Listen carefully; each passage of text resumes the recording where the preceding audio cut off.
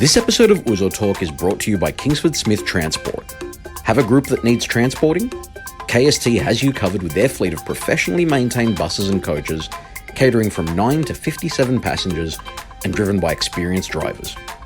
Visit kstbuses.com.au to talk to the team and make your booking.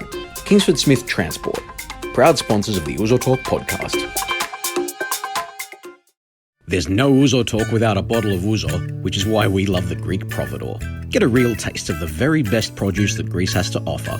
From olive oils and delicious artisan sweets to unique spirits, earthy herbs and memorable wines. Visit thegreekprovidore.com.au to see their amazing range.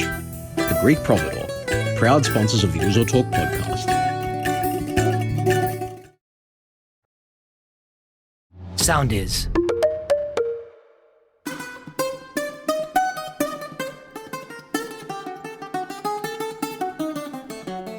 Nick Athanasiou, we are back for another episode of Ouzo Talk. It's been a few weeks since we were together officially to record, but how does it feel to be back?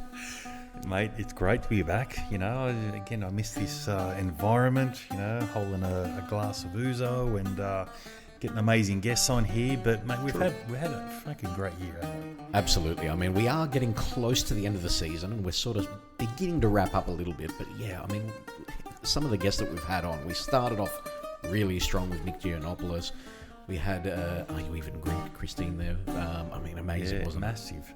That's still going. It is still going, actually. Yeah. We're still getting the notifications. But also the amazing Paul Cartledge in the last few weeks. Brilliant. Amazing stuff. Yeah, brilliant. And we've got some really good ones locked in as well. So yes, you won't give any hints. But look, numbers-wise, 122 countries we're in now, would you believe? 122. Are there 122 countries in total?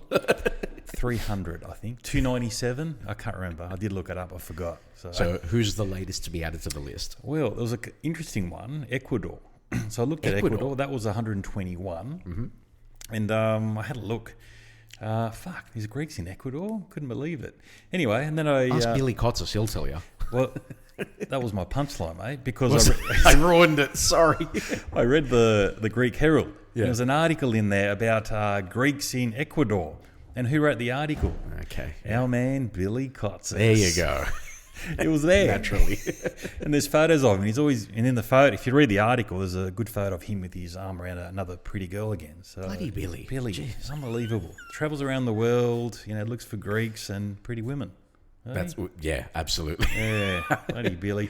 But 122nd country was a bit surprising, actually. Not surprising, but it was actually Palestine. I can't find out which episode it is because there's so many now to troll through. But yeah, Palestinians are listening to Ouzo Talk. That is amazing. Yeah, good on them. Good on you, boys and girls, whoever it is. Well, shout out to everyone in Ecuador and Palestine. Yeah, exactly. No, it was amazing. But it's been great.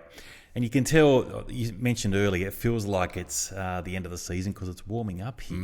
The spring is in the air. Yes, it is starting to warm up. And as a result, we are back on the Ouzo.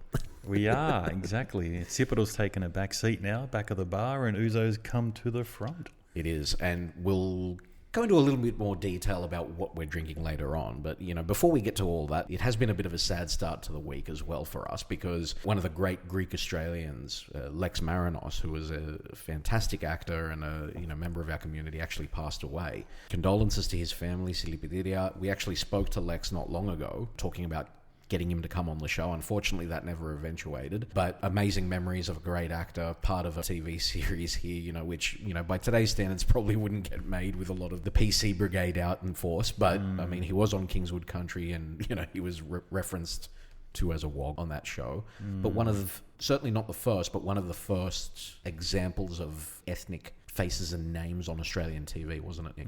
Was that the late 70s, early 80s? Late 70s, mid to late 70s, I think it was. Yeah. Yeah. Wow. So we're talking over 40 years now. Crazy. Yeah.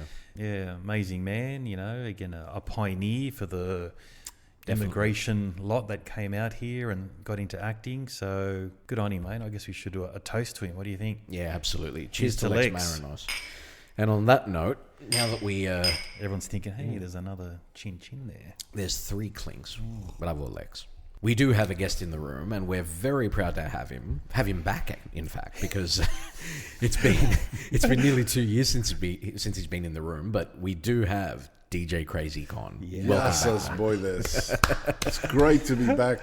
Great to hear that for voice having again. me again, and it has been where did the time go? 2 years. It really doesn't feel like that long. It doesn't. Mate, it doesn't. And I was listening to the episode again this morning just to refresh my memory. But yeah, some Refresh your memory. You Yeah. forgot what he sounded like. I forgot. I forget a lot lately. But but remember you said it was 28 years. So that would be, you're very close to 30 years now in the industry. Yes. Next month, actually, in October, I'm very excited to announce there I'm celebrating 30 years Wow. in the Greek music and entertainment industry. Fantastic, So mate. Legend. it's been an amazing ride, and hopefully I'm looking at organising something to celebrate the occasion. So, okay. yeah, it's been phenomenal. Yeah, So it's 30 fantastic. years. I can't believe it. Yeah, mate, either can we. Because I remember your first couple of CDs. I think we Yeah. talked about in the first episode. Yeah, and, that was like 21 years ago that the CD started. Yeah. So and it's the it's- backyard DJing, one of my mates. Yeah, the backyard parties, from backyard parties to uni parties to then some club gigs, and then LA. started getting resident gigs, which was good. Yeah.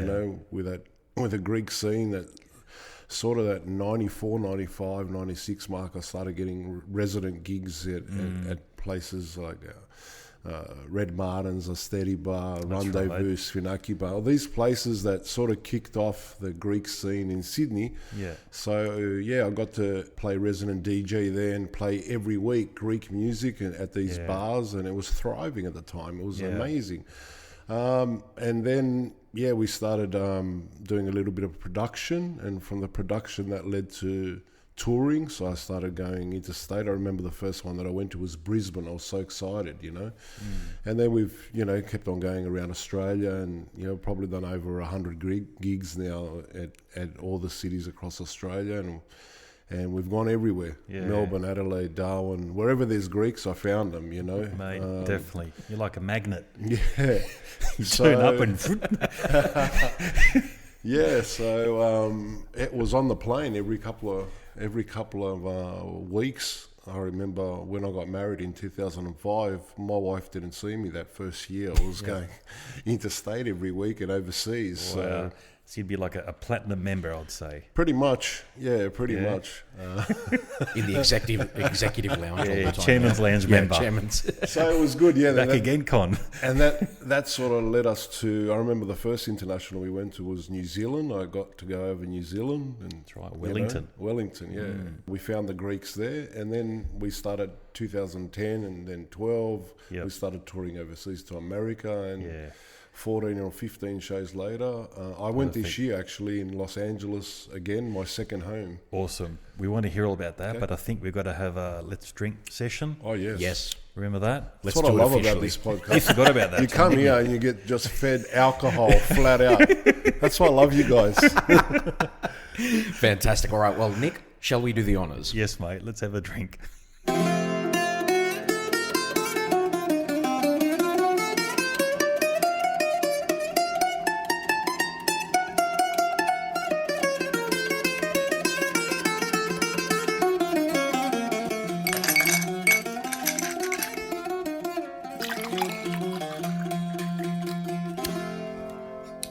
Siniyamas. Cheers, See boys. Again. Cheers. Cheers, boys. There we go. There's a very distinct clinking sound in this room. I love it. Can't Honest. replicate it everywhere. I think I we're going a wanna be bit harder. I want to be invited to that episode you told me that you talked about, I don't know, Oh, the Ouzo episode. the different types, Well, and you were trialing them. Yeah, we did. That was... So I reckon you get a panel for that next one. Well, we had 4 We've got to get people. Kotsis in because he's renowned now for finding Greeks all over the world. Yes. Yeah. Taking photos with the pretty ladies. He's obviously tasted some good ouzo and a few other things. Yeah. And we've got to find a couple of other panel members. Yeah.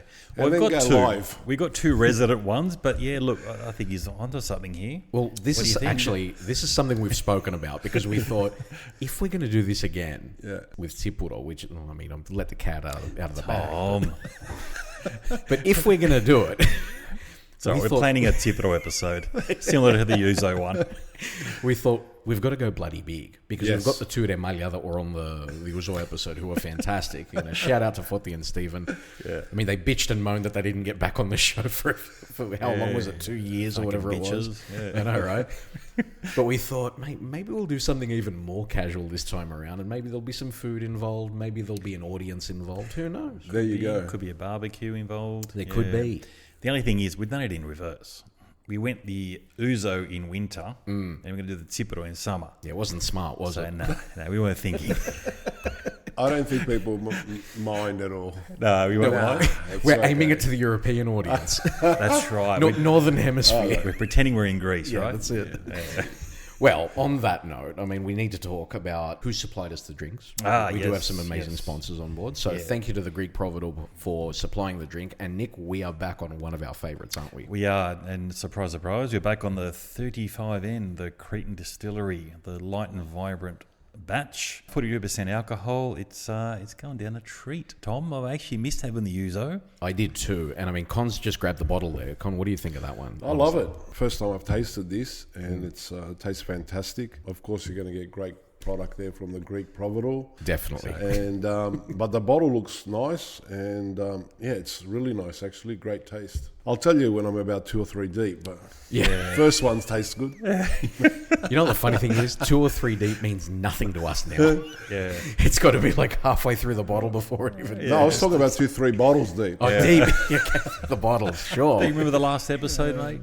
Mate, we talk bottles here. We don't talk drinks. That's true. That's the unit of measure. Crazy cons here, mate. We're not mucking around here. That's right. That's We're right. not mucking down, mate. A quick shout out to KST Buses as well. So Georgie Yes. boy, come on board again. So actually, he's a soccer coach. Do you know that? Coaches coach? under 18s at St George.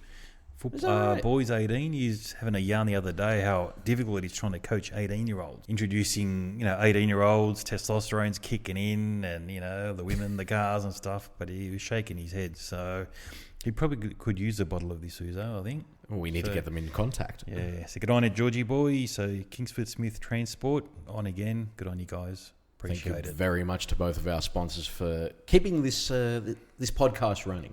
He's a great guy, Exactly. George. You know him? You know him as well. I know him, yep. He recently helped me out with some transport when I had Keti Garbi here in May. Yep. He's one of the most professional people that I've worked with. He's a legend. Yeah. You can't get a better endorsement than that. Mate, bloody hell. There's a real endorsement for you. Keti Garbi, Yeah. he did the transport for me. We and will get on that. I've chosen one of my he was, questions. But he was a great Fantastic. guy. It was really good to work together with him, and I can't say much more. He Getty was so good. Garbi has been on a KST bus, Tom. That's right. Eh?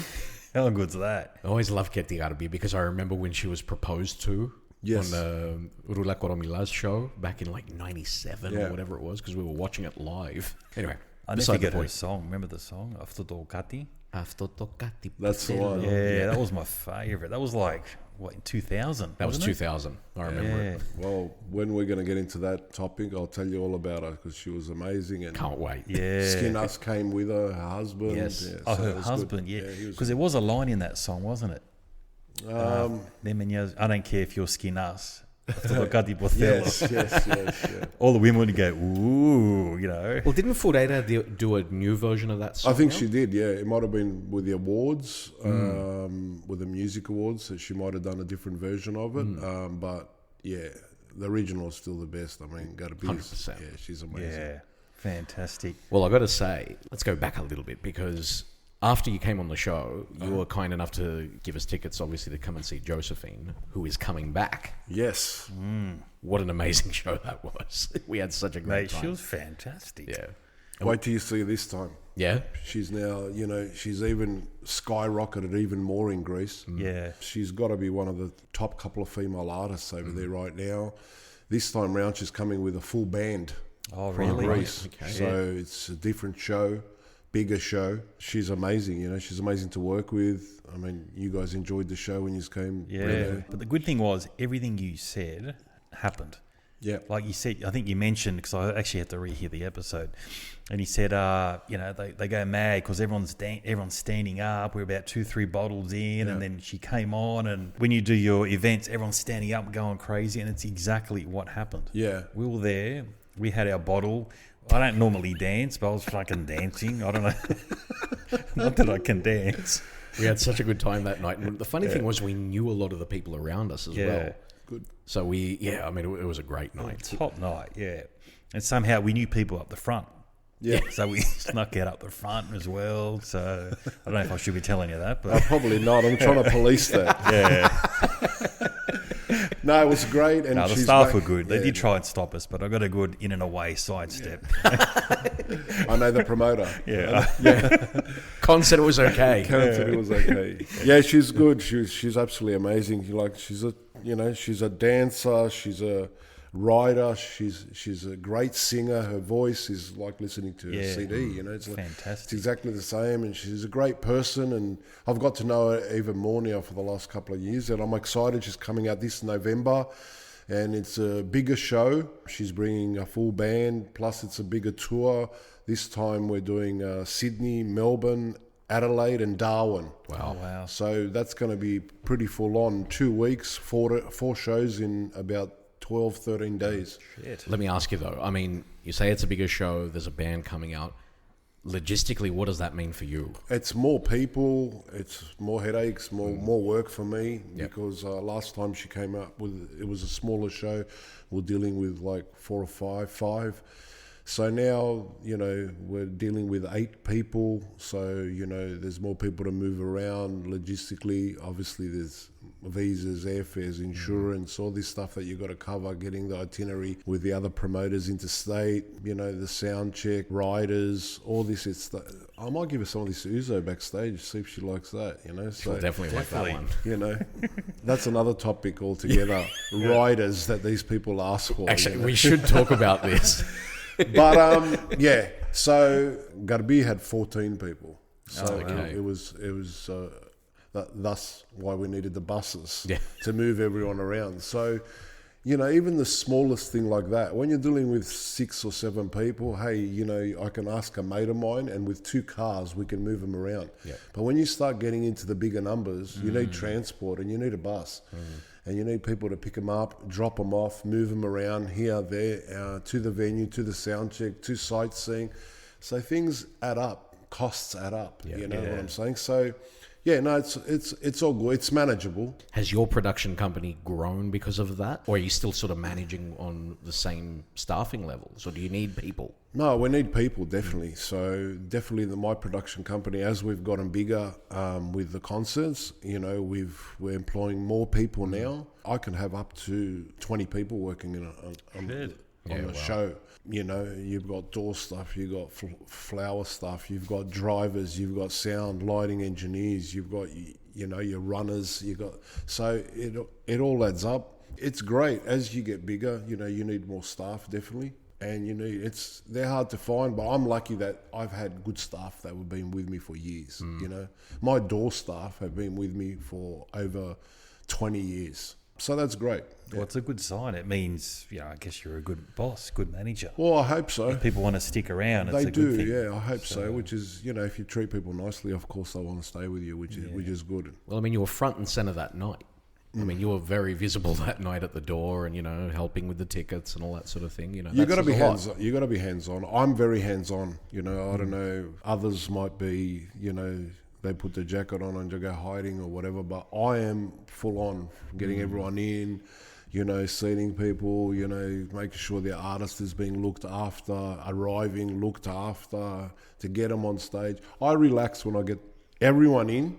We've got a time frame where we've got to get everyone in by. And then when the artist arrives, and then I get them on stage. When they get on stage and they sing that first song, I walk away. But the build up to that is unbelievable. How stressful is it for you personally? It is real stressful. And, you're working, forget about the 8 or 9, 10 weeks worth of work that you've done. Forget about the 3 or 4 days that once the artist arrives in Australia, it's full on. And I mean full on, You're at their beck and call, really, You aren't are, you? and you got to be with them, moving them around, taking them, out sightseeing here, there, media commitments. But that day when I wake up and it's show day is really full on. You know what I'm saying? And like the KST Buses show, we'll go back to that I did in May. I started that day at the venue at about 9 in the morning, and I left the venue at 3 in the morning the next day. Oh, wow. So nearly 24 hours. Just about, like I went home and had a shower and came back in about 45 minutes. That was my only thing. I went home, had a shower, and just literally came back. Yeah. So it's a massive day with a lot of moving parts. And that's the thing, because people, you're so entrenched in everything that when people are coming dressed nice, relaxed, they're happy for you, they're coming, yeah, how's it going, this and that, and then they see you and they go, smile, it's full house, it's mad. Put an accent, isn't it? I'm fucked, this smile.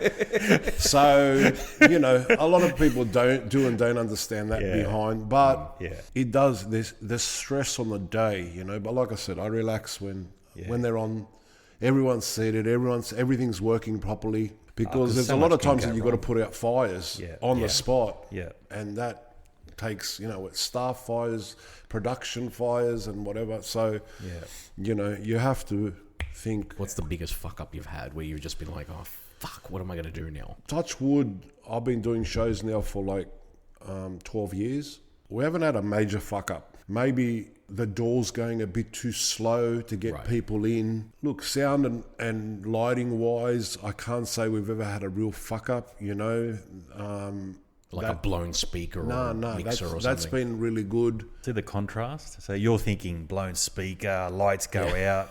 He's so in the detail that people are waiting too long in the queue for an extra minute or two.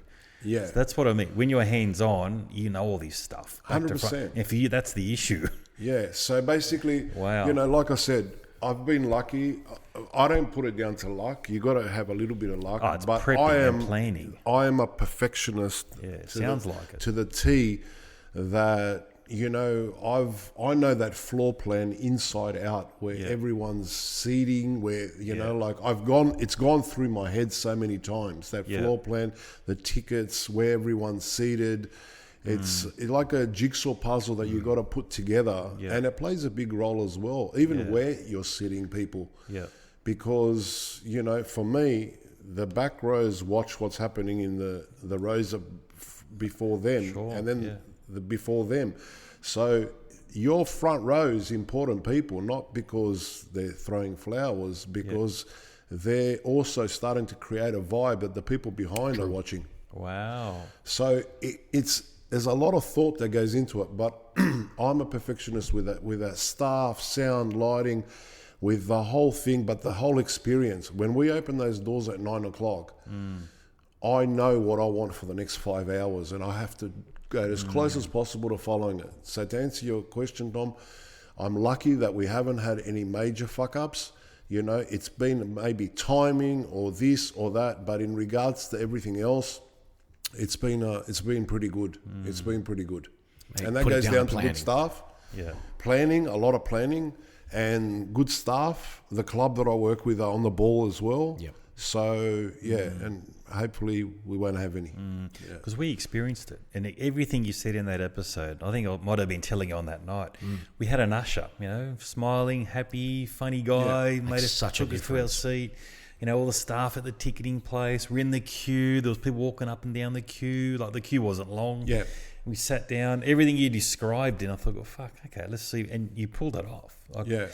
And I think you said it's all about the planning. If you plan something so well, and you're going from the beginning to the end, it's the only issues you got to do with an extra minute in the queue, which is not really a big deal. Like I said, I've got a vision for those 5 hours that the people are there, Brilliant. and from they come to the door. For me, it plays a big role of how you're greeted.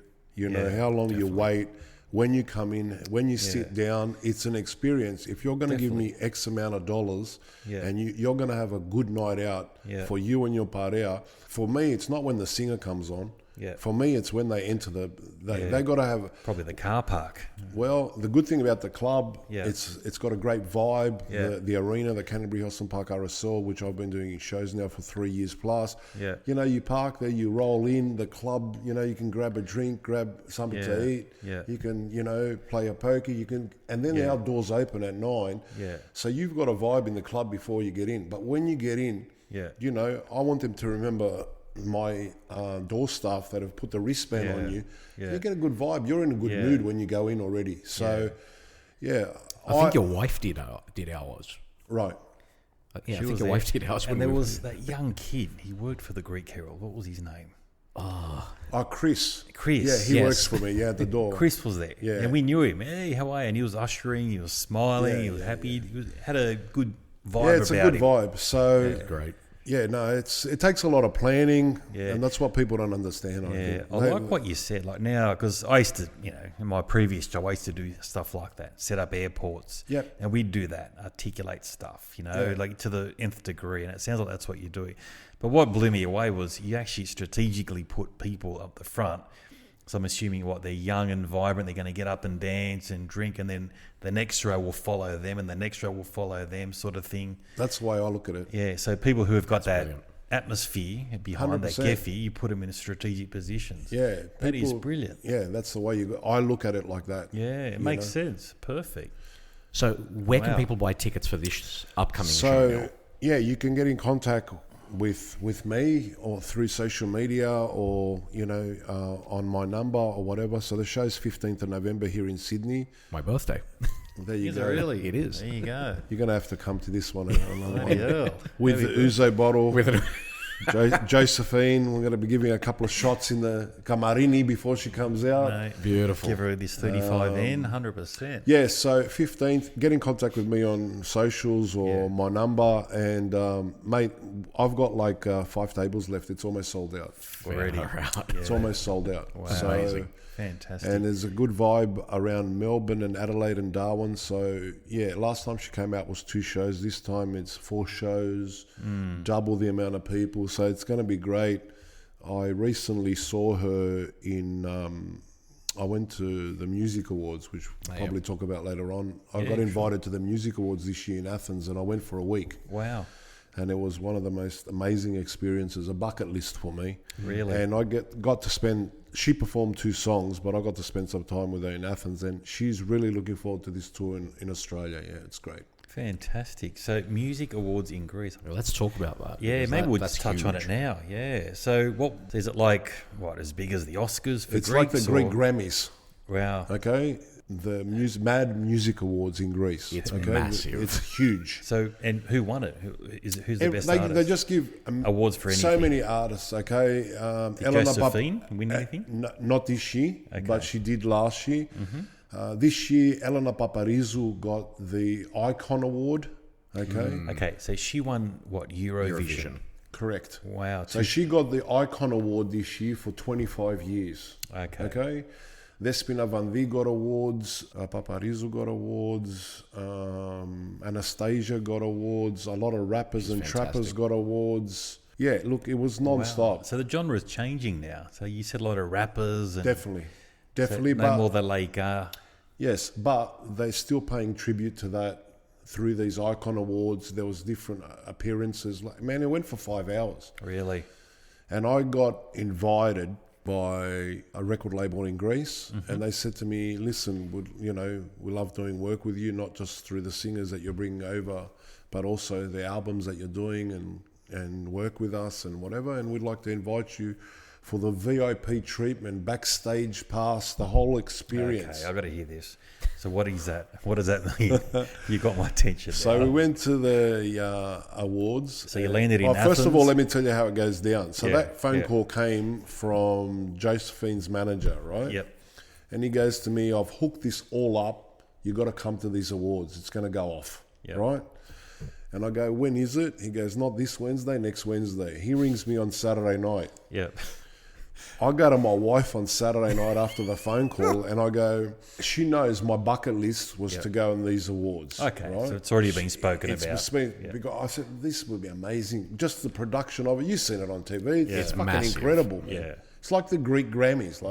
They had... I would there say was it's better planned in some respects. Well, not backstage. I got to see it. It's typical Greek. Iceberg. So it's at Taekwondo Stadium, which is a massive stadium, and they had 15,000, 20,000 people, right? Yeah. Of all ages. Yeah. And it was like 5 hours awards ceremony, but to see it work from behind was incredible. Yeah. Anyway, I go to my wife Saturday, guess what? I got invited to the Mad Music Awards in Greece. Full VIP backstage. It's going to be a great experience, networking and whatever. Yeah. She goes, that's mad. When are we going? No. So when is it? When is it? I go, it's like in about 7-8 days. She goes, oh, that's mad. I go, I'm going to book probably tomorrow, and I'll be back in about 8 or 9 days. So after her shock, it happened. I got the call on Saturday. I booked on Sunday, and I left on Wednesday. Shit. As you do. And benefits of having your own business, eh? Yeah. So I got to spend. I went there for a week, full undercover. Hadn't told anyone I was there and whatever. And it was an amazing experience. It was Josephine performed 2 songs. I was in her Camarini. So we're talking 20,000 people. 20,000 people. It's like a stadium, is it? Yeah, massive stadium. Wow. So 20,000 people. The backstage was absolutely incredible. It was like something was happening all the time. Did they have comedians? No. There was no comedians. Just a serious music show. The thing about this show, Nick, I doubt you've seen it. Yeah, no, I haven't. Obviously, you haven't seen it. Whenever this thing is on, when you put the TV on in Greece for the next 2-3 weeks afterwards, all you see is that. That's it. Wow. It's on repeat. And before it too. Yeah. They're just plugging it. Really? So, and backstage is just bumping into people non-stop, there's Katie Garbi came off stage. I saw her, Stan's there. That person's there. There was Hinas. There was that person. Kings are there that I brought out. So it was awesome to see it work backstage, but it was also to network all these people, come into my Camarini, have a drink. This is that person. So it was. Look, I saw about 2.5 hours, 2 hours of the show. Wow. The rest spent backstage. Okay, so you're saying that the who's who of Greek singers is there? Singers, managers, record labels, entertainment channels, newspapers, everything was there. That's where you want to be. And per capita, because I feel like there's so many Greek singers. Every time I ask you, you mention these names, I go, fuck, who's this one? Another person, like, there's so many great Greek singers, and they change a lot. So you reckon per capita we got more fantastic singers than... Like in Australia, we wouldn't have that. We wouldn't have so many great singers churning through. Like American... You might be right, actually. I mean, there are a lot of singers over there. Like, everyone's very artistic over there. And they want to be different. They have to get that edge being different and whatever else. So I just mean we've got a variety of quality singers in Greece, I think, for 10, 11 million people. I definitely think you're right. Think you're right. Because we could rattle off 30 names that are all quality, 40, 50 names, maybe more. I can tell you more Greek names than I could Australian names right now. I could as well, exactly the same. Yeah. And even like Americans, they've got 350 million people, say.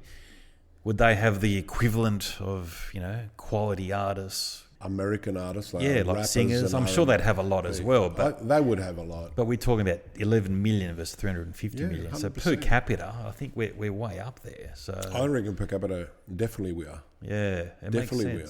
Yeah, but mate, always the bouzouki are, they're packed in Greece. Yeah, and we have them every weekend. Well, that's the key thing. Well, some of them are every night. Like they only close like one night a week. Exactly, it might be the Monday. Yeah. And they're always full. 100%. They're always full. There's always singers. Doesn't matter if you want the small singer, the little tavernitsa that's got 2 or 3, like there's one place at Piraeus, Aristotle. There's a little bar, there's a little singer there and whatever. Or you want Fantasia with 3,000 people there, 4,000 people, whatever it fits. Yeah. So in regards to singers, but we thrive on entertainment over there in Greece. And it's a good farm system as well, because they've got won't call them B-grade singers, but you've got the opening acts who are singing obviously before the main act. And more often than not, they're pretty bloody good. Yeah, and they're trying to get their name out. They want to be a main act one day. You know what I'm saying? So it's a good farm. Yeah. It's a good system. Yeah. Wow. So, but there's a lot of them coming up. Yeah. But you can distinguish the good ones, I think, from the ones that aren't going to make it or aren't going to be good or whatever. Yeah. The other thing is, I think we've discussed this in the past, is once you get backing in Greece, you're going to make it. Wow. Okay. All these big artists and that, without backing, they need money. People put down money on them, from their riders to their dress sense, paying their rent, their car. All these things help the artist out. But if you get backing behind you, they get good videographers making great clips for them. It all plays YouTube hits. It's a business, and it's a domino effect from one thing to the other. Yeah. So that's what they're all looking for, because if you can get that person that's going to put the money down and support your career for maybe return of some sense, that he's a shop owner and he's going to make money from him, or he's a label owner who's going to make money from him, or he's endorsing a product. That's how way it works. And there's a lot of good ones, but that don't have that. There's a lot of great singers out there that they just don't have that push, and they're great singers. They've got mad songs and they're great voices, but they're not being pushed as much as the other guy, because there's very few that sort of come through of their own accord and really start, shaking the industry very early on. The only one that sort of, you might know better than I do, like Badelidi. Yes. When he, obviously because he was putting those songs out on YouTube and whatnot, people started taking notice of that. Yes. I suspect that's at that point is when, when they started putting the backing behind him, as opposed to him going and being 100%. One of the opening acts to begin with. And now with social media and whatever, these acts and these smaller people, they can get, they can find them quicker. If they're any good, to bring them into their label, to endorse their product, to give them sing at their shop or whatever else. But the Lily would have been one of the first with doing that and using YouTube to his benefit and whatever else. So great voice. Amazing voice, yeah.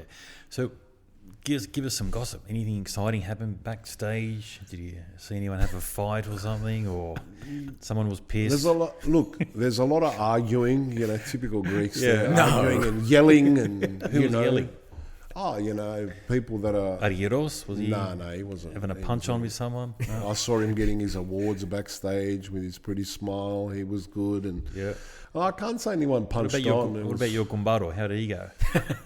Kufos? Yeah, Kufos. Yeah, he wasn't nominated this year. He didn't perform. Yeah. But I think a couple of years back, about 3 years back, he actually did a Sabel song on there. Oh, right. And one of his... They don't get much. They get like about... 10 minutes per singer, because they have so many. They're pumping out so many singers.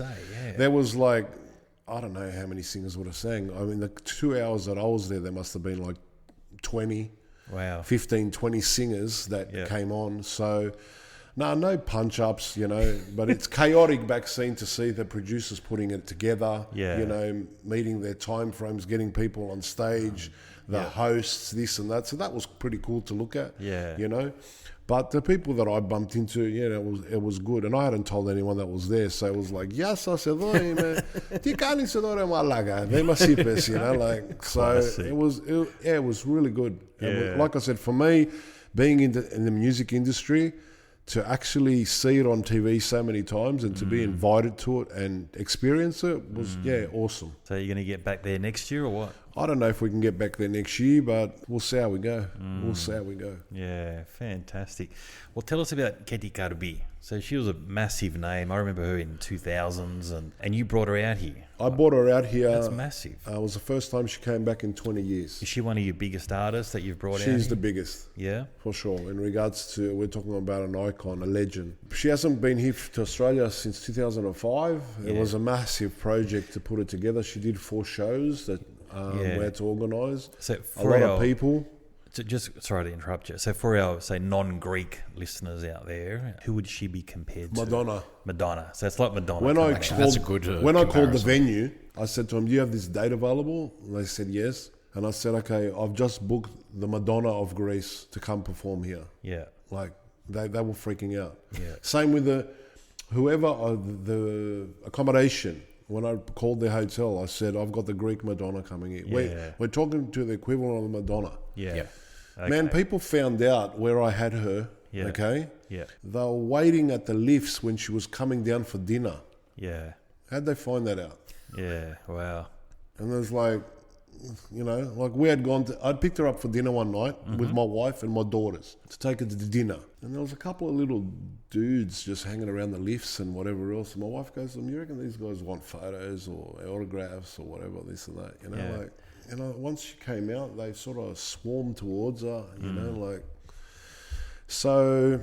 Okay. Definitely got to be the biggest. She's Madonna to me. Her program spans how many? 30 years, 35 years.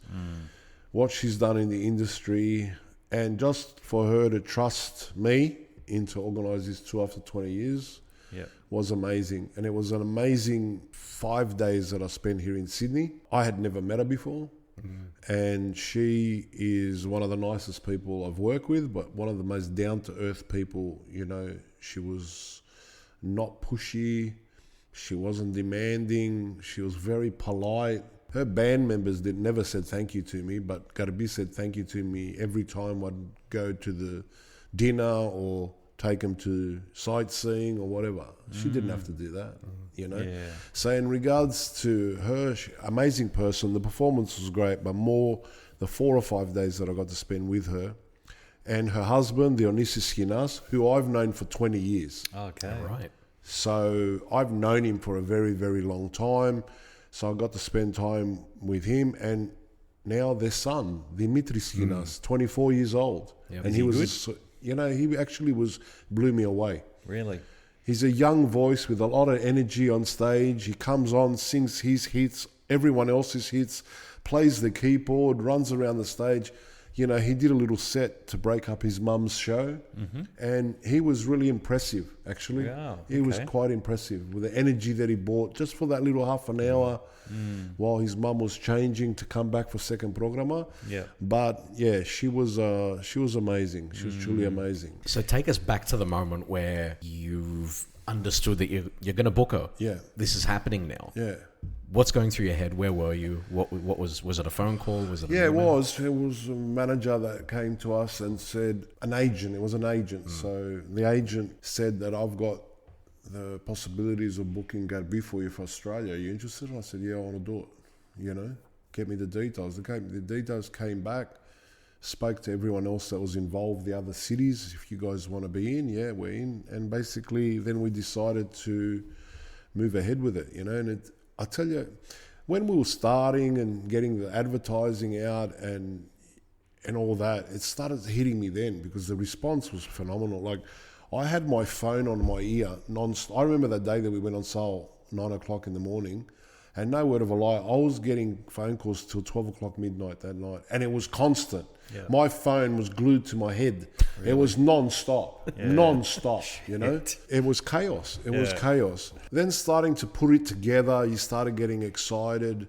Obviously getting it together, the airfares, visas, insurance, all this stuff, accommodation, the riders and the sound and everything that we needed to get. And I needed to get a lot of stuff. We had to bring in a lot of stuff for a usual show that I've done with Kufos or Josephine or even Dante.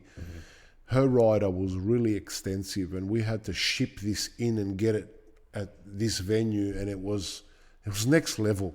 Like, even the venue was blown away. They had never seen any like, this was real heavy production. We had done production like the entertainment center. I don't know, it was like mega.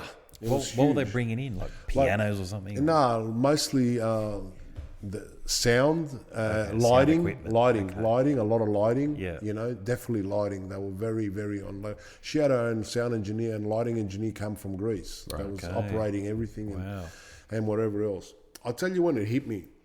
So it was extensive week with them and whatever else. And when she left, and I actually dropped them off at the airport, I went back home, and it was like I've been on the run with this for like 12, 14 weeks, and on the run with them for a solid week and whatever. And especially that Saturday, I haven't gone through that before. Some of the other singers, I don't go to the venue till last minute being in the afternoon. We do a sound check. I go home, come back, and off we go. Mm-hmm. But I remember that day, because of so many moving parts that were coming, I had to be there all day, and it was just a huge project. And I won't forget that setup that day. But then when I dropped them off the airport and went home, I actually said to my wife, we just did the Garbi show. You know, that was fucking awesome. Yeah. Massive. You know, that was fucking awesome. But until that moment, I never had time to breathe to actually enjoy it. Yeah. If that makes sense. Yeah, 100%. You know? Yeah. So it was an amazing experience, and everything went well. And like I said, she's a great person. We went to the zoo together. Yeah. I think I saw photos of that. Yeah, went to the zoo together, and we went to dinner together. Went to Opera House and Darling Harbours, moving them around. And there's you know things that come up, and you got to react on the spot and whatever. But it was. We made it work, and it worked really well too. Mm-hmm. So you said 4 shows in 12 days. For Garbi? Yeah, Garbi. Yeah, she did 2 shows in Melbourne, 1 in Adelaide and 1 in Sydney. Yeah, wow. Yeah. And she liked Sydney? She loved it. She Yeah. stayed the longest here. That's why I had to move, because we had scheduled her to be in Sydney, in Adelaide for a couple of days. And then she called me, her management called me from there and said, we want to come to Sydney earlier now. Fantastic. So I had to go change 15 flights, Oh, wow. book accommodation for extra 2 nights. Yeah. So, she loves Sydney. Bloody hell. Yeah, so she stayed here for 5 days, and it was great. So, but there's some things that are happening. This is what we programmed, planned out and whatever, and they land here, and it's all of a sudden, fuck it, we don't want to stay in Adelaide for 3 days. We want to come to Sydney. Tora, it's not that easy, we've got everything booked in. So, you got to move, you got to adapt. I could imagine. So just one phone call, a couple of lines, a few seconds, but for you it's fucking nightmare. Mate, weeks of change. It is, you got to change flights, change accommodation, get transport organised. I was cruising thinking she's going to come in on Wednesday, and she's like, Thursday di Deftera, I want to come Monday, so you got to move with it. So more dinners, more everything, mate. But it was great. It was one of the best experiences I've had because of who she is. Yeah. And because I hadn't met her before, I didn't know what to expect. But, she really is a queen. Yeah. She is. Yeah. Classy. Sound like and she's really classy. Nice. She was great with my family. She was great with my staff. She was great with the venue. And like I said, you think Garbi, she's going to be difficult, whatever. Nothing. We're going to eat here tonight. Daxi Costa. We're going here. She had a few certain things that she wanted. We looked after them. And that's basically it, So... What are those things? Can you talk about it? Mate, just stuff in her, she wanted, in her Kamarini, she wanted a few things, Like what? This type of lighting or mirrors, that sort of stuff. I'm thinking any exotic foods or something like that? No, not at all. Drinks? No, she didn't even drink. Really? Yeah, she doesn't. So she wasn't, certain stuff that they wanted before they got on stage with a Kamarini to be this way or whatever, but... In regards to food and alcohol, nah. Yeah. So it was good. And the son, he was just going with the flow. And the Onisi, he's just a cool dude, So he's a cool dude. He came out with us a few nights. Yeah, so it was good fun. So they've been married for a while, haven't they? 29 years. 29 years. And the son's 24, So wow. Yeah. Well, what would young Con have said if you knew, like 30 years ago, that you would be bringing out a beer? I would have said, nah, no way. Was that even like on the radar? Never. It probably would never have been. Like, I grew up with Katigarbi, Notis Faganakis, Mazonakis. These guys is how I started DJing with their music, And Katigarbi, I would play in all my sets. I've got all her albums. I remember, her covers of her CDs and what she looked like, and her on TV and everything, and that wedding announcement, like you said, and all that. So to actually have her on the artist that Krazy Productions has brought to Australia is a massive coup for me. And when I was starting off to say, you're going to promote singers, because I've been doing singers now for 13 years, something like that. So to actually say, we started doing Nikos Ganos and Master Tempo and Vegas and, Stavento and all these cool groups that were friends of mine, to now be trusted as a promoter to organise these shows on the other side of the world for Ketika to be on her massive entourage. So, it was great. So, fantastic. Amazing. Funny. So 18 months ago, we had him on.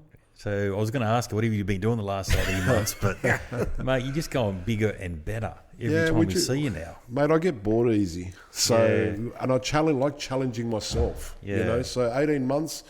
Well, we've probably done a couple of CDs, maybe, Because you did mention, I think the end of that episode, you said you couldn't tell us who the big acts was. And now we know it was Josephine. Yes. And then you also mentioned that you were going to DJ somewhere. That was in... a remote place, somewhere we wouldn't even think of. Look, I've continued travelling. Not as much DJing now, which I don't mind, to tell you the truth, because... I've been DJing for a very long time, so now it's sort of have you gone special back to type the of States? shows. Yeah, I went to LA. I went to LA this year with Michael Barrow, Force. We got invited to go to the FDF festival once more. We were there in 20, and they invited us back in 2024, which is an amazing experience. 5 days, 3,000-4,000 Greeks from all over America that come down to this festival in Anaheim in Los Angeles. Yeah.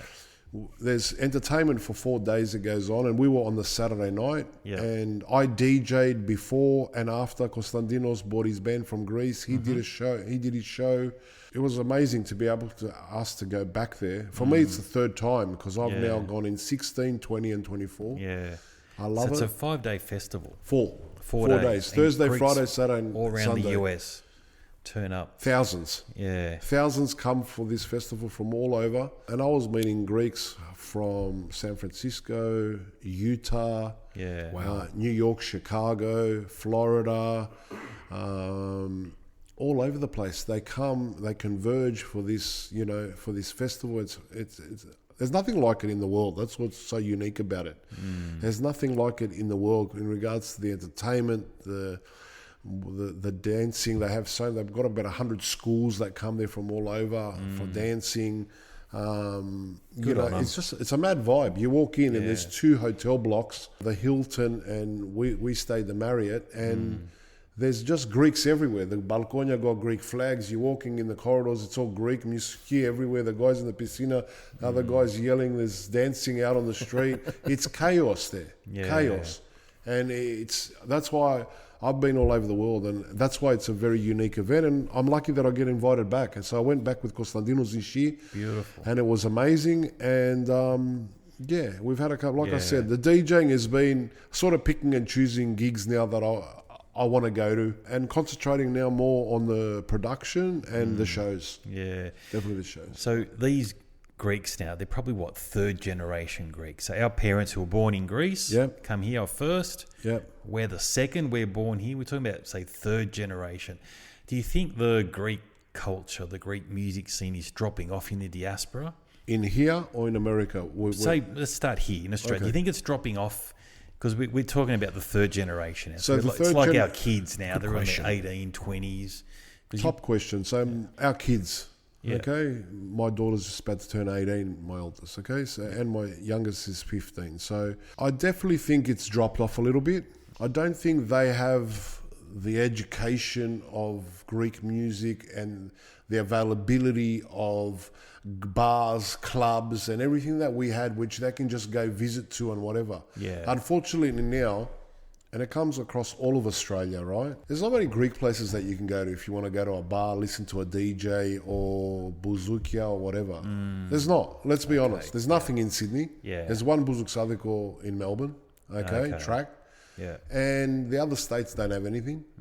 And let's go bars. You want to, like you're in Greece and you want to listen to a DJ at a bar. Yeah. Sydney doesn't have anything anymore. Like I said, 20 years ago, 15 years ago, I was working 3 nights a week in different bars. There was 5 or 6 bars. So you can go here on a Wednesday, on a Tuesday, on a Friday, and on Saturday there might be 5 places open. They were Greek places. We were all going to them, moving around. So if my daughters or if the general public want to go to a Greek place, there's nowhere to go. That's a big problem. Yeah. Okay. Because they have to wait for a concert or wait for a Greek night, and there's not many of those happening, for them to experience it. So what are they doing in between? They want to go out. They'll go to the city and they'll go to, I don't know, Ivy, or they'll go here, or they'll go there, or they'll just go for dinner and they'll go to bars. And what are they listening to at bars? English music. Okay. We don't have Greek bars and stuff, clubs available every week. And in those days, or 15, 20 years ago, we had it all the time. That was the thing. Let's go to the Greek night, the Greek bar. Let's go to listen to Krazy Kon play music or whatever. Yeah. Our kids don't have that right now. If they want to go to Greek, they've got to wait till the next concert or the next Greek night. And how many of those is there a year? I don't know, 3 or 4, and that's it. Okay, I just feel like there's festivals happening again. Like I think we mentioned before we went to the Parramatta one. Yep. There's all these festivals starting. They're packed. Yeah. They're packed with people, and there's a few. It's young good kids and it's there. good to, and that's good to see. We need more of this stuff. That also goes to the festival coordinators setting it up the right way. Yeah. And if they're going to bring acts that attract young people. Yeah. Okay. Definitely. Young people. Yeah. Because young people are going to make the festivals. That makes sense. Young people, come to the festivals with their friends. Yeah. And that's how they're going to get packed. Yeah. So, bit of thought of the acts that you're using, whether they're local, whether they're international. Yeah. That's how you're going to pack them. Yeah. And these festivals are great ideas because they're bringing the Neolea to come out, but that's for 1 or 2 days a year that they wrap the flag around their, shoulder. This should be more often with more things. That's what upsets me. It does. If people ask me, 30 years I've been doing this, and the 10 years and then 20 years, we're flying. We had so much stuff. We don't. That's why they die to go to Greece now. And so they should. Everyone wants to go get their fix in Greece because there's nowhere to go here. So why are you going to spend money? Why don't I save my money and go mad when I go to Greece for 5-6 weeks, go out every night, bars, clubs, and they're all doing that. And the Greeks should be all helping each other more. They don't. The Greeks don't help each other. The Greeks, once someone is successful, and I'm sure you guys have got it with your podcast. People commend you at the beginning and then they look to break you down, or they don't follow you anymore because you're successful. What fucking support is that? True? Yeah. True. Yeah, it is. So, It's true. I've seen it happen for so long. Yeah. I've seen it happen for so long. Yeah. And But this 4-day event in the States, it's a good thing. It sounds like... in America, they've got 5 generation of Greeks over there. Wow. Okay. So they're doing something right. So I see this event and there's kids, there's Neolea, there's parents, there's everything. Yeah. And they've catered for everything at the festival. It was incredible. And actually the festival, the performance night, because you've got to be over there, they had underage on one side and then they had overage on the other side. And there must have been 2,500 people on the Saturday night when we performed, but it catered for everyone. So, they're doing different things as well. I mean, they've got a big market over there, but look here, we've got the TV channels, we've got, podcasts. We don't have many radio shows. Our newspapers now, we don't have many. It's definitely declined to what was available to us 15 and 20 years ago when Greek was the word in the entertainment industry. It is now with other stuff. Food. It's so interesting because, sorry to interrupt, it's so interesting because we've never had more access, for example. Back in the day, the only way that you could hear Greek music is if it was on the radio through one of the stations. A cousin had brought a CD or a tape or something over from Greece, or through one of the smaller ones. Right? Or from one of your CDs or whatever the case 100%. is. Right? Now, we've got access to virtually everything. Everything. And it's declining. Me personally, the key thing is what you said. If there was a place for the Neolauda to go and to have the experience that night, to hear that song and while you're drinking with your mates and this, it creates a memory. Yeah. You don't have that. Exactly right. And and to the point, this is why everything you just said is right, in my opinion. Because they save up the money and they go over there to make those memories. Yeah. I think it's the kids that go over early. Like my kids are going to Greece now. They love it. But there's nowhere to experience that here. I think that's what it is. But there was. Yeah. And that's the Definitely. problem. Yeah. I think it was like, I'm one of those. I grew up, again, we talked about this so many times in the episode, but I grew up Australian culture. I wasn't really connected to my Greek culture, but went to Greece, 21-year-old, came back. Mate, I loved it. And I would look for these Greek bars to go to, and that's where I guess got introduced to you. Yeah. But we don't have that. You're right. It's a good point. But look, I think they're trying. I think NIA has got some couple of good festivals happening twice a year. Everyone's trying. Yeah, so the Brighton Festival was good. I think there's one at Darling Harbour, Parramatta, straight out to John Briz, did a really good job. But I think we probably need more of that. And then from that, it's got to fall onto a couple of bars and a little barakia. Or maybe there are, but we don't know about it, or they're...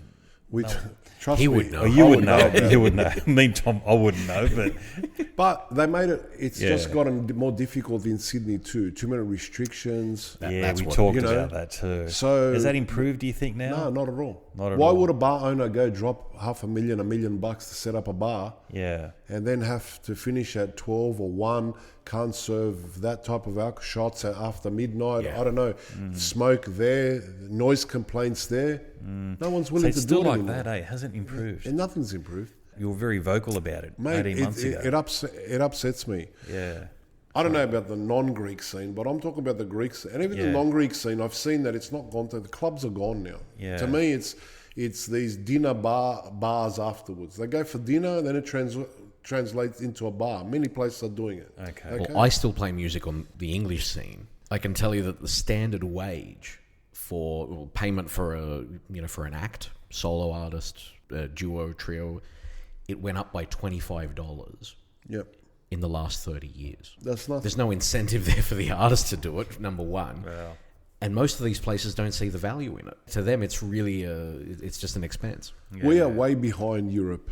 Yeah. Way behind. I've said this many times, from our beach bars, we can't have a beach bar. We can't have a Xaploster on the beach here. Why? Yeah.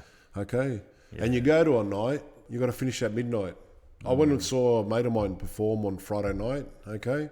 He was at a nice bar in Bangaroo and finished at midnight. Just when I was getting in the mood, they go to me at 11:45, they could get ready, last drinks, to 12 o'clock. I left. Bangaroo, office space above. Yeah. What, are we in an international 24-hour city? What are we in? Where are we living in? You got Actually, people got mad areas. Oh, you got a mad city you live in. It's a pretty. It's pretty. lovely Yeah, it's city, mad pretty, but not for the entertainment till industry. midnight. It's shit. mate, now that you mentioned that, after the Josephine concert last year, we tried to find somewhere to eat Good luck. afterwards. Fucking Nothing. nothing. Yeah. Nothing. The biggest resili when you bring these artists is after the show finishes at 2:30, panafame. Yeah. And I go, fuck, don't I put up panafame and whatever, And you think the only places that I can go is City Extra if I can get there, right? Yeah. City Extra. Yeah. Or, and if they're staying the next day, they're closed. They're closed. They close as well. There's We no ended way- up at Brothers Kebabs. Brothers Kebabs or McDonald's in Rockdale is the only place that you can get. Is 24 hours and you can grab them a burger on the way back to the hotel. Wow. There's no place na panafamekati, something. Yeah. And this pisses me off, okay? Even when they're here, okay? I'm pushing them.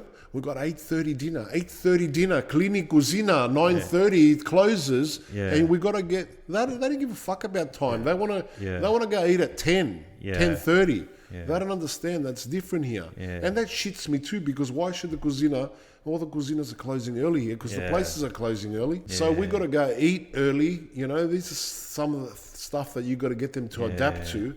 But why? Yeah, bloody hell. We've Sydney. gone backwards. Sydney has gone backwards. To me, it's gone backwards. But is there change? There's talk of change, reversing the lockdown. Well, 'Cause back I in the know day- some people have been very vocal. I know a couple of people on socials that are very vocal and they're trying to make a statement. I know... Paul Nicolau.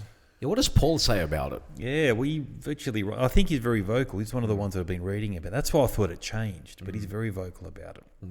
He sort of he represents all the establishments in Sydney and lobbies governments and so forth. So, and he's always writing in the Sydney Morning Herald and the papers. And what's he been saying about it? He's trying to liven up the city. He wants everyone to go back to work in the city. He wants bars to fill up again and get rid of this midnight thing. So it's going to take a long time to undo this damage. I thought there was some change, though. I don't know. I should have prepped for this, but I didn't read it properly. I don't think you've got much to prep about. I think there's nothing changed. Yeah. I haven't seen anything to change. I'm always looking at this crap. And, You should be able to buy a shot after midnight. Oh, even eat. Even us. We used to go out at night, remember? We used to end up at Bay Vista down the road. Yeah. 2, 3 in the morning, It's definitely changed. So going back to that original question, they have access to listen to Greek music, Spotify, Apple Music. Okay, they've got the Greek channels that they can listen. They can see it on TV. Yeah. They've got access on whether it be socials or newspapers online, Greek or Australian Greek or whatever. So they can see the singers, what their musics are, what the entertainment is, where there's a festival, a concert, a night, or whatever, this and that. Yeah. But are they excited to go because they don't experience it regularly? So they've got into another trend of going just for dinners and home, dinner and a bar, kseni musiki and whatever. We don't have, like I'm teaching my daughters, they listen to Greek music all the time. I'm hoping that when they want to go clubbing, they'll want to go to Greek nights. But when? What do you make them listen to? The one Greek night a year. Oh, they've got their own playlists, which is, my youngest likes Argyros, my eldest, she likes Josephine, she likes Yakovidi, she likes... So they both got their own, artists that they listen to. And so maybe there's an opportunity there. Anyone out there listening who's got a bit of cash... Greek night? 100%. There's definitely... I believe that there definitely is an opportunity for it, okay? And the more of it, the better. Like 15 years ago, there was 5-6 bars that were on a Saturday night, and they were busy. Yeah. Okay?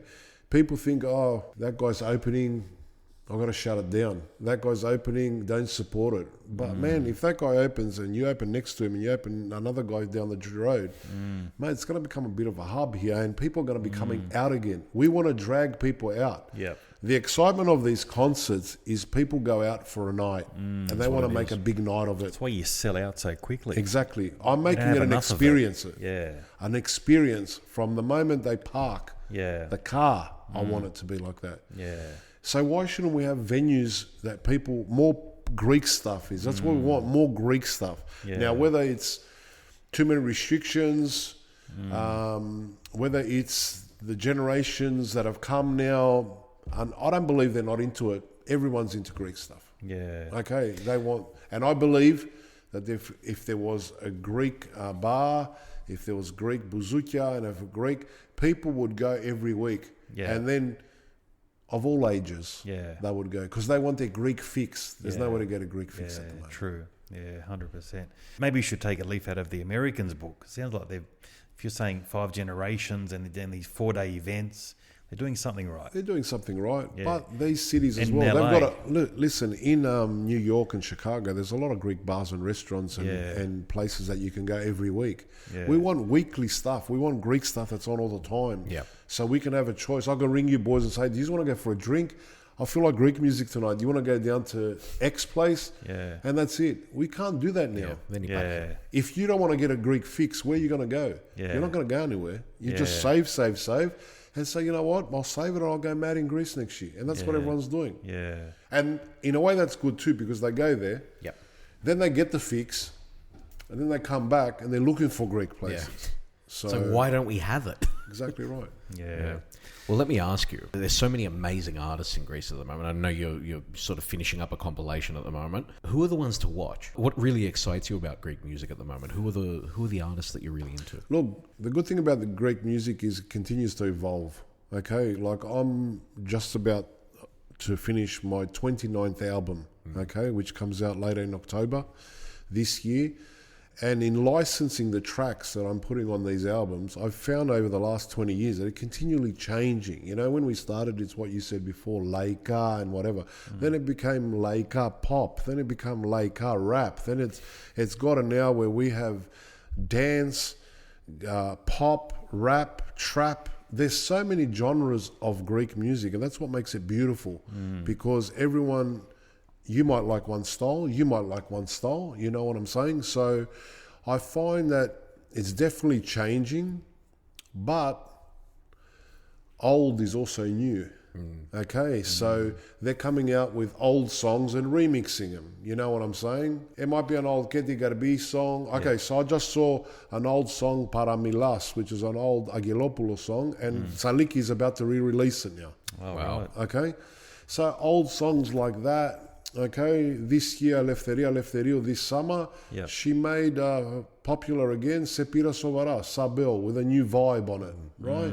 That was a big thing this summer, bringing back some old songs and giving them a new remix or something like that. So who's the number one artist Look, now in Greece? I think the top, I won't give you a one, but I'll give you the top males. And so... Look, definitely the top male artists right now in Greece is, in no order, Argyros, Ikonomopoulos, Yakovidis. Okay, I'd say they're the top three males, you know. And I'd say in females, you've got Josephine, Furera, Lena Zevgara. That would definitely be in the top for the females, you know. All the big artists, they're singing, man. They're singing everywhere. Like when I went there for a week, you know, Padazi was singing with Kokino. Okay, and he puts on a great show. Padazi Kokino, that was a show. You know, Ferris was singing with Apargis, bit of a different age bracket to that one, you know. I definitely think the older artists are coming back in a trendy way. Females, I told you who the top ones are. There's a lot of new artists that have made a big splash this year and last year. Yeah, okay. who are they? Sati is an artist that represented Greece this year at the Eurovision. Ah, right. Okay. Got it. She was like a bit underground before, and the Eurovision really brought her to light, and she's exploded right now. Okay. She sings pop. There's a lot of pop, but with traditional Greek vibes and rhythms. She's got a song out, La La La La La. How does it go? La La La La La. That's what it's called. I won't sing it, but that's why I'm a DJ, not a singer. Apon is a funky new artist. Sicardia is another artist who's singing right now with Argyros. He's opening for him. He comes on with a mask, a mask, but his voice is melodically unbelievable to listen to. Wow. Okay, So what was his name? Sicaria. Yeah. And what's his genre? They're sort of Like a mix. pop, sort of trappy, you know. Yeah. How old is he? Is he young? No, young. They're young guys, you know. And they pair a lot of these guys with so at the awards, going back to that, there's Tranos, who's big in the trap scene over there in Greece right now. He did So what's trap? trap is... How do you explain trap for a non-muso like me? How do you explain trap? Is it like rap? Sounds like rap and something. It's the kind of music that your parents would hate. Okay. Is it They like think they're rock and mumbling. like It's a different form of rap.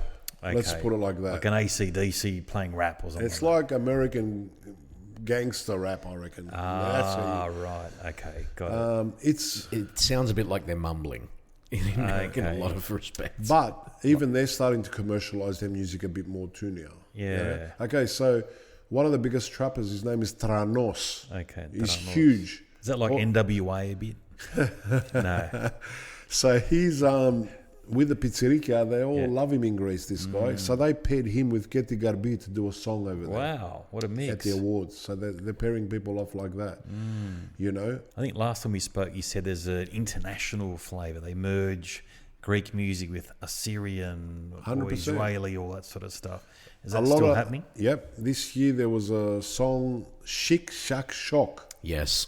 It's an old Arabic song, okay? Yeah. And they redid it this year. Yeah. And they got Kiamos to feature on it. And it's exploded everywhere. It's being played all over Greece. Really catchy film clip, catchy song, and it's got that Arabic vibe, you know, and a little bit of Arabic vocals. And I think we talked about that last time too. Yeah, we That's did. continued.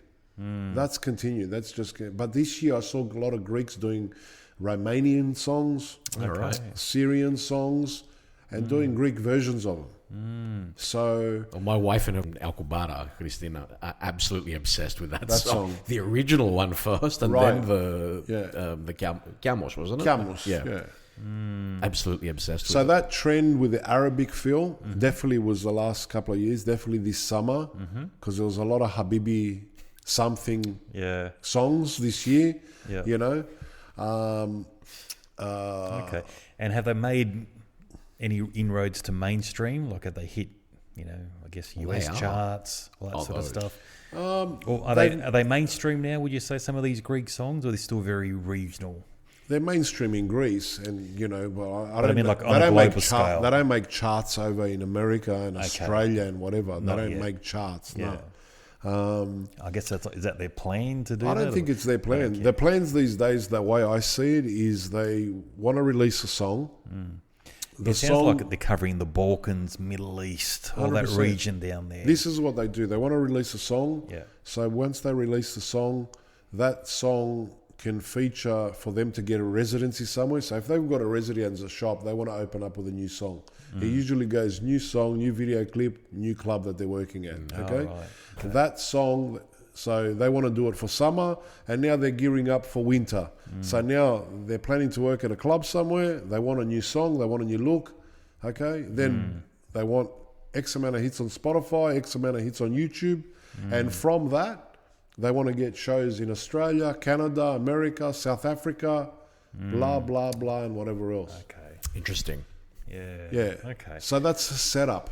Yeah. That's how the setup works. goes. Wow. For summer and for winter. Yeah. You know? So once European summer's over, it feels like they flock. They come to Australia, the US. They sort of leave Greece, 100%. and that's what's They leave for that sort of 2-month period, and then they're looking for their residencies in winter shows, which kick off late November, and go all the way to Greek Easter.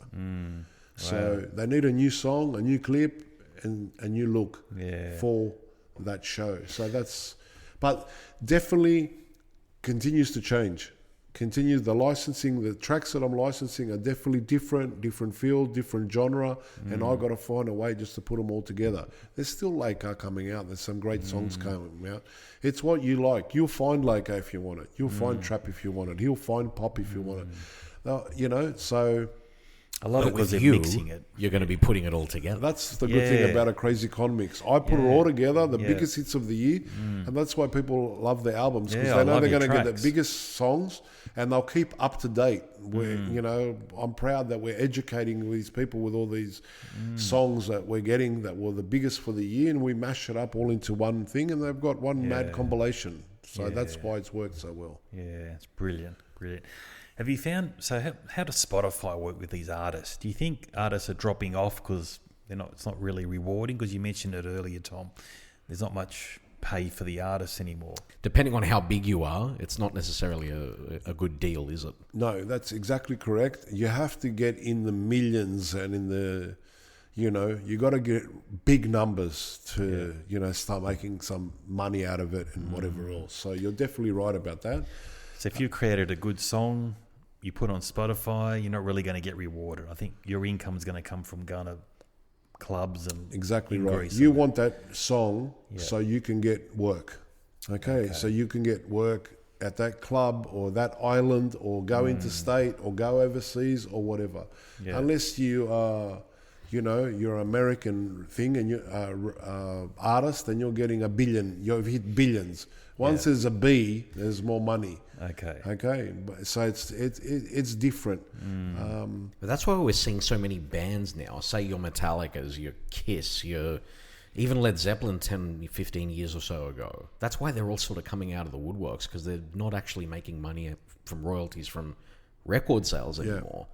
They've got to play live in order to make anything. Correct. So, I mean, it's even more niche when it comes to the Greek stuff. So that's platform. Those platforms are great to get to all these countries that you mentioned. Yeah. You know, a couple there that your show is going to, the podcast. Yeah. You know, without these platforms, you would never have got there. You know what I'm saying? Artists are getting to so many different places and whatever else. Like my Spotify we're hit like over 20 million streams. Wow. On yours. Fantastic. We're over 20 million streams. Okay. So is that lucrative for you, 20 million? Lucrative as in awareness out there, but... Definitely for awareness, it is. Because just like you said, I'm just trying to find this on my phone, just like you said, you're getting out to places which you never thought you would before. Never before, you know, like... Here, one of the months here that I had, basically we got to Greece, Australia, Germany, United States, Canada, United Kingdom, Bulgaria, Cyprus, Sweden and Romania. They were my top 10 for the month. Oh, wow. Of listeners. Definitely these platforms enable you to get to places that you never ever dreamt about, you know, and grow the album series. Before I was Australasia, or just selling CDs. Come 15 years ago, we're just selling albums, you know. Then Apple comes along, boom, you start getting a bit more international, whatever. Spotify comes along, and they're listening to us in Sweden and what was the country that you said? Palestine. Ecuador. Palestine, You know? Yeah. So, and I get that as well. I get a lot of people that message you and say, hey, we're listening to it from here. Wow, you know, Switzerland or Sweden, I got your album or whatever. So, yeah, you might not be making the money that you want to make from these platforms for the amount of work you do, but you're getting to places that you never expected you would. So really now the streaming services it's the advert for something else. Correct. It's not the end destination. Totally correct. That's the way to look at it. I shouldn't be promoting Spotify, but I swear by it now. It's fantastic. Put it on and it picks my own tunes. It knows what I like now. Can they give us that Joe Rogan money? Yeah, exactly. Yeah, we're quite popular on Spotify. We should maybe start. It's one of our top platforms. Yeah, it's neck and neck with Apple here and there. It is, yeah. Anyway. So you're back in Greece, what? I only went in July, in June, mid-June for a week. Okay. Yeah. You haven't gone back to Limnos? Not yet. When was the last time you were in Limnos? I went in 2019, and that was only for 3 days. Okay. So I really need to go, and I'm hoping to go soon with my family because my wife and my daughters haven't been to Limnos yet. Yeah. Wow. So next trip, I want to be able to get out there as well. So that'll be good. But yeah, these, you know, for me going a week to Greece, you know, it's not. People go, oh, that's mad. It's so tiring. Oh, the flight. Let me tell you, I went there for 7 days, and obviously we were drinking ouzo and other liquors every night out. Record labels, managers, artists. I didn't stop for 7 days. I came back. I was jet lagged for 2 weeks. Yeah. I was jet lagged. I was fucked. Yeah. More than any other time.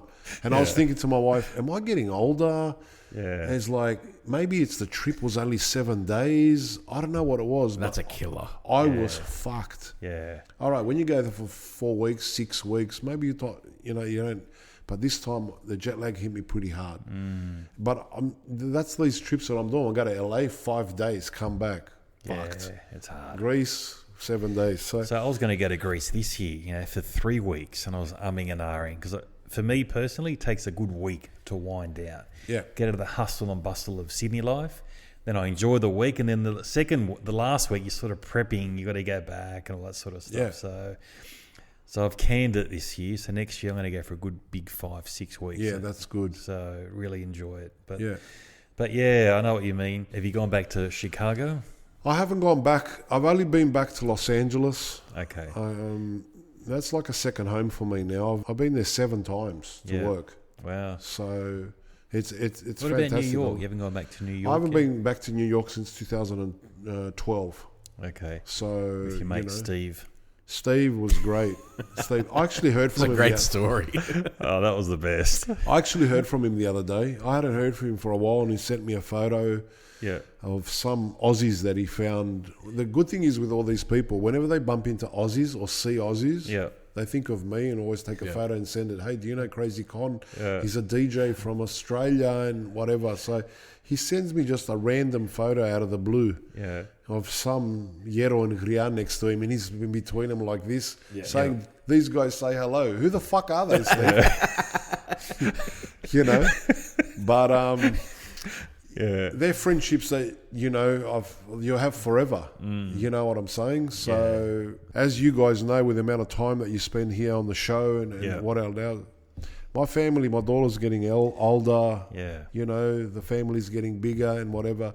When they were smaller, it was quite easier just to get up and go. I find it harder leaving now. They're relying on you more and whatever. Man, I used to go for 14 and 16 days to America. And I think back now and say, how did I leave my wife just like that with two young... You know, my girls were 3.5 and 1 year old, and I was like running amok there. So they were times. Now I find it a bit harder to do. You know, I can pull the trigger on America whenever I want. Steve will set up another gig in New York. I can go to Chicago and I can go probably do a whole tour of America and stay there for a month. It's just not in my plan right now. You know, like things change now. And, you know, other people are reliant on you. You know, it's a whole lot of things, man. No, good. Look, you're saying it off air. Look, you're still a good dad. Like, regardless of what you said and what everyone's thinking, you know, you're a good dad. Mate. You do the right thing. You're a good boy. There's so much happening here. So, look, let's just remind everyone, where can people find you on social media? And social media, the usual, you know, Instagram and Facebook. I am on X as well, you know, so DJ Krazy Kon there. You can go to the djkrazykon.com website, you know, there's YouTube channel and all that stuff. So the main ones probably on Facebook and Instagram, you know. I'm not on TikTok and all them. I don't have time for them. You need a personal secretary to be able to do all your social media. So the Instagram and Facebook, and you can get me on. I've got a lot of American friends that we're on X now, or Twitter that it was before. Website there, the online stores there, and then on Apple Music, DJ Krazy Kon has got a channel there. Spotify, that's going hard. You know, fantastic. So which is great. So. Perfect. So you've talked about Josephine. Any other big plans you got? Yeah, well, we're looking at some great shows for next year. I haven't got anything confirmed, so I can't announce anything. We got it. I think you mentioned it last time. Until you sign a contract, you won't announce it. I won't announce anything, but sense. we're really looking at some exciting shows. That's my brand. I like bringing things, stepping it up, bringing some exciting shows. Or?